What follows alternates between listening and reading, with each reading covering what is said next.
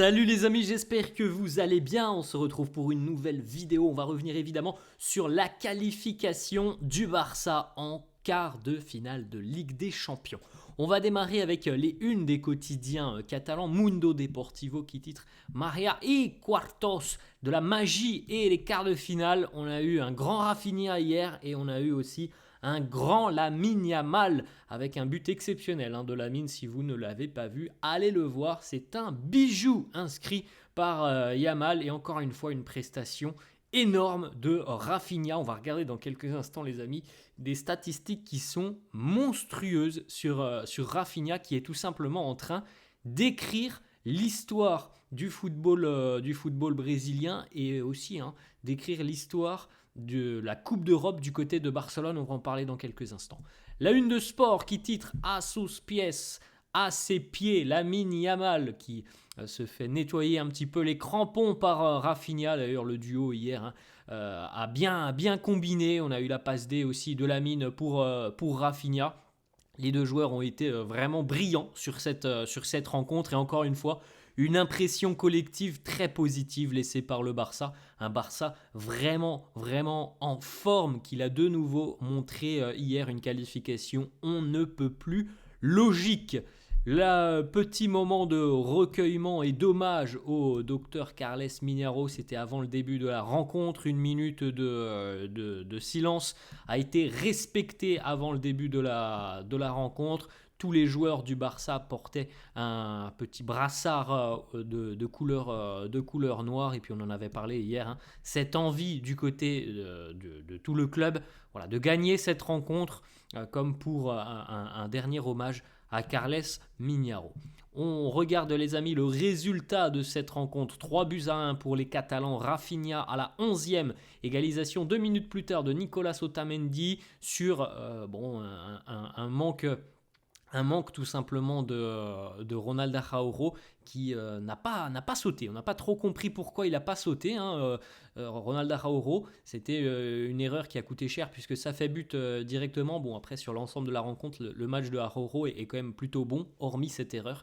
Mais bon, ça n'a pas trop inquiété le Barça ou ça n'a pas trop enrayé la dynamique des Catalans qui ont quand même assez globalement dominé cette rencontre. Lamine à la 27e, je vous l'ai dit, franchement, le but de Lamine, il vaut le détour, il est magnifique. Et Rafinha juste avant la mi-temps, et puis la seconde mi-temps a été un petit peu quand même dans une forme de gestion de la part du Barça, le résultat étant quand même nettement supérieur. Il n'y avait pas besoin de pousser outre mesure en seconde mi-temps.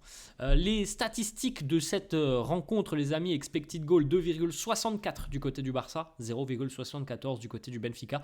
Les Lisboètes ont eu beaucoup de mal à se montrer dangereux sur cette rencontre. La possession 65-35 pour les Blaugrana, les tirs 20-8 pour le Barça. Ensuite, les amis, une petite information, puisque le Barça est donc officiellement qualifié pour les quarts de finale de la Ligue des Champions. C'est la deuxième année consécutive que le Barça se qualifie donc en quart de finale de LDC. Pour rappel, avant ces deux qualifications consécutives, donc l'année dernière et cette année, avant, on avait eu 3 années consécutives où le Barça n'avait pas été en mesure de rejoindre les quarts. Donc, c'est quand même plutôt positif ce qui se passe du côté de Barcelone. Bon, l'année dernière, ça s'était mal terminé face au Paris Saint-Germain. Cette année, on attend déjà l'adversaire du Barça en quart. Mais il y a quand même des choses très positives dans le jeu. On le répète très souvent, mais on a vraiment des signaux qui nous laissent penser que le Barça peut faire de grandes choses sur ces dernières semaines de compétition là, jusqu'à la fin du mois de mai. Le prochain adversaire du Barça sera connu ce soir. On rappelle que l'on connaît déjà à peu près le parcours de cette Ligue des Champions. Bon, on le regardera certainement demain.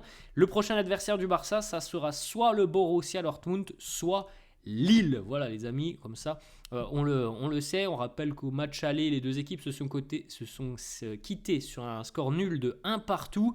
On a une équipe du Borussia qui est en grande difficulté en Bundesliga. Bon, Lille est plutôt à l'aise en Ligue 1. Et Lille a déjà été très surprenant d'ailleurs cette année en Ligue des Champions.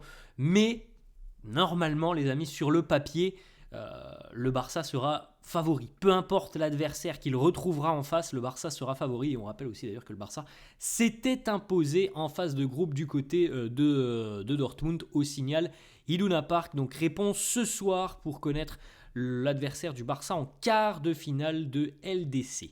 On jette un petit coup d'œil les amis, les statistiques démentielles des Catalans en 2025, c'est franchement digne d'une équipe qui aspire à gagner tous les trophées, puisque depuis le début d'année 2025, le Barça reste sur des résultats qui sont vraiment dingues. Il n'y a aucune défaite déjà en 2025 pour les Catalans, ce qui est quand même assez fou. Il y a une pluie de buts inscrits. Je crois qu'on est à 56 buts inscrits depuis le début de l'année 2025. Donc c'est vraiment monstrueux ce que fait le Barça sur les presque 2 mois et demi déjà depuis le début d'année 2025. C'est incroyable.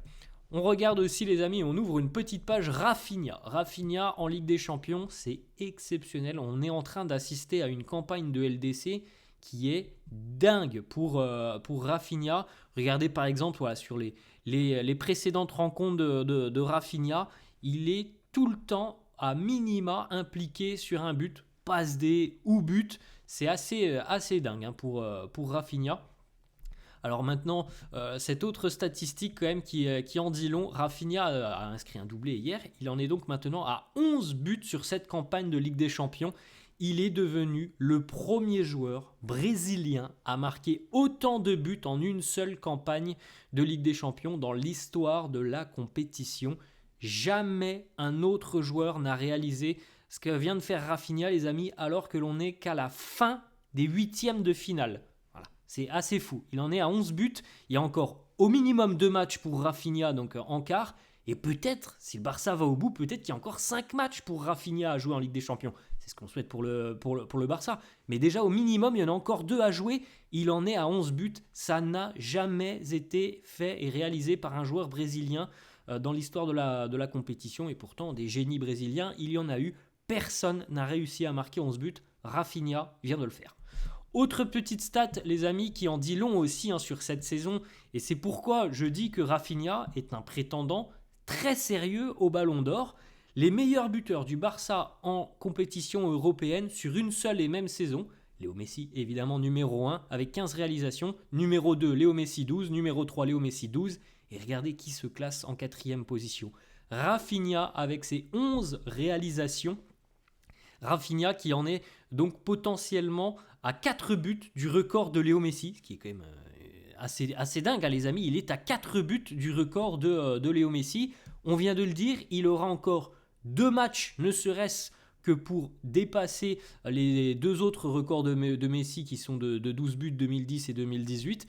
Donc c'est démentiel ce que fait Rafinha cette saison, c'est hallucinant et on a l'impression que on n'en parle pas beaucoup. Franchement, on n'en parle pas beaucoup, que la presse n'en parle pas énormément. Alors la presse spécialisée Barça, oui, mais sinon on a l'impression que on n'en parle pas de ce que fait Rafinha et ça c'est quand même assez dingue parce qu'il fait des choses exceptionnelles. Autre petite stat, les amis, Rafinha, toute compétition confondue cette saison, 27 buts, 19 passes décisives, 46 implications sur des buts. C'est absolument monstrueux pour Rafinha parce qu'il y a les buts, mais il y a aussi, regardez, ce total presque déjà 20 passes D pour lui, c'est franchement exceptionnel. Ensuite, les amis, Pedri, il a été élu homme du match à l'aller, homme du match au retour, encore une fois une prestation énorme de Pedri. On lui a posé une petite question sur le futur adversaire du Barça en LDC. Est-ce qu'il y a peut-être un adversaire préférentiel? Il nous dit non, les meilleurs vont se qualifier, nous allons attendre et maintenant nous concentrer sur la Liga. Bon, on rappelle les amis, ce week-end il y aura un match important en Liga face à l'Atlético. Pedri hier face au Benfica, 107 ballons touchés, 84 sur 88 au niveau des passes, 95% de passes réussies, 3 occasions créées, 6 passes qui permettent d'entrer dans le dernier tiers du terrain adverse, 1 ballon, 1 sur 1 pour les longs ballons. 5 tacles, record du match, 10 récupérations de balles, 7 sur 11 pour les duels gagnés, 2 fautes obtenues. Franchement, il n'y a pas de mots parce que Pedri, lui aussi, fait une saison qui est exceptionnelle. Alors, on sait à quel point c'est difficile en général pour un milieu de terrain d'aller chercher un ballon d'or. Mais lui aussi, à mon avis, il va être plutôt bien classé, je pense, dans quelques mois, lors de la cérémonie du ballon d'or. Pedri, à 22 ans et 106 jours, est devenu hier le plus jeune joueur de l'histoire du Barça à atteindre la barre des 150 titularisations. Il devance un certain Lionel Messi, les amis. C'est quand même assez fou ça aussi, hein, cette statistique. Et ça en dit long sur la précocité de Pedri lorsqu'il a démarré, puisqu'on sait qu'il y a eu quand même pas mal de pépins physiques, mais que malgré tous ces pépins physiques, il a quand même réussi à battre ce précédent record de Léo Messi. Autre petite déclat de Pedri, on en avait parlé à de nombreuses reprises sur la chaîne, il est épargné des blessures cette saison. La question c'est, est-ce que vous avez fait des exercices spécifiques pour éviter les blessures? Réponse de Pedri, oui, j'y ai travaillé tous les jours. J'ai fondamentalement changé ma façon de m'entraîner et j'ai choisi un style qui me convenait le mieux. Et visiblement ce style lui va à merveille, il enchaîne des prestations énorme tous les 3 jours depuis près de 8 mois maintenant, et il l'a dit aussi à de nombreuses reprises, sur le plan physique il ne s'est jamais senti aussi bien.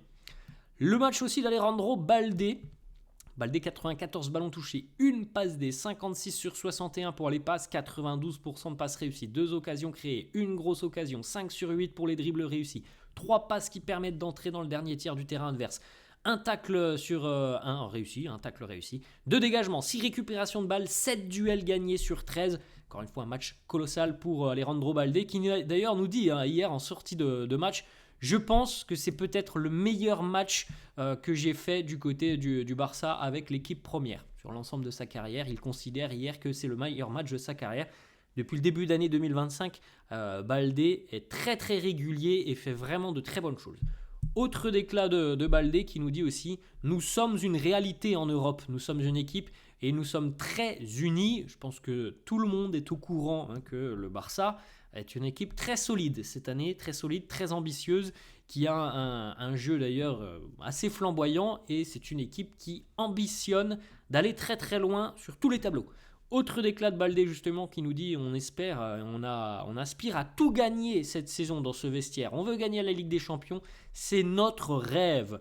Gavi qui nous dit aussi, oui, on aspire à gagner tous les trophées, on a gagné la Supercoupe, maintenant on veut gagner les trophées qui restent. Il y en a encore 3 les amis, des trophées jusqu'en fin de saison. Lamine Yamal, le buteur, le joyau de Lamine Yamal hier, son but est vraiment magnifique. Il nous dit, je l'avais déjà dit avant le début de la Ligue des Champions, on espère gagner tous les trophées possibles. On veut se battre et rendre nos supporters fiers. On verra bien jusqu'où on peut aller, on espère aller très très loin.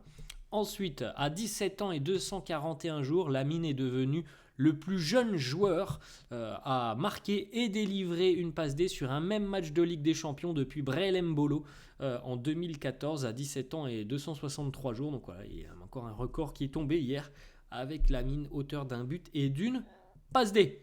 Lamine, justement, qui considère ce but qu'il a inscrit hier comme certainement le plus beau qu'il ait marqué dans toute sa carrière, dans toute sa jeune carrière du côté de Barcelone. Il considère que celui d'hier est le plus beau. Ensuite, Lamine qui répond au post de Dani Olmo sur les réseaux sociaux avec ce petit commentaire, Ruegas para los que saben de football. Tu joues pour ceux qui connaissent le football. Beau petit message de Lamine pour Dani Olmo. Szczęsny, still undefeated, on l'a dit depuis le début d'année 2025, et ça coïncide donc avec l'arrivée en tant que titulaire de Wojciech Szczęsny. Le Barça n'a pas perdu une seule rencontre. Encore une fois, il est très rassurant dans les buts, Szczęsny, et c'est un apport indéniable depuis le début de cette année 2025. On va clôturer les amis cette vidéo avec 2 petites informations. Le Barça est leader de Liga, est en demi-finale de Coupe du Roi et en quart de finale de Ligue des Champions. Donc le Barça à l'heure actuelle se bat pour un triplé. Le Barça d'Hansi Flick se bat pour un triplé peut-être en fin de saison, ce qui serait quand même assez dingue. On sait à quel point c'est très très difficile. À l'heure actuelle, le Barça est en lice pour toutes les possibilités de titres en fin de saison. Dernière petite déclat de Flick. Alors on a vu pas mal de joueurs s'exprimer sur la Ligue des Champions en disant voilà, on a envie d'aller le plus loin possible, pourquoi pas de la gagner. Flick nous dit c'est bien de voir que les joueurs se sentent capables de remporter la Ligue des Champions parce que ça veut dire tout simplement qu'ils croient en ce qu'ils sont en train de faire. Mais mon travail à moi, c'est de se concentrer sur le prochain match. En tout cas, la confiance est là du côté de Barcelone. La confiance est là. On est conscient de ses qualités, de ses capacités. Et c'est normal, on a des ambitions sur cette fin de saison. Voilà les amis, la fin de cette vidéo. J'espère que ça vous a plu. N'hésitez pas comme d'hab à lâcher un petit pouce bleu. Merci à tous ceux qui le feront. N'hésitez pas à vous abonner à la chaîne. Je vous souhaite une bonne journée. Je vous dis à la prochaine. Ciao!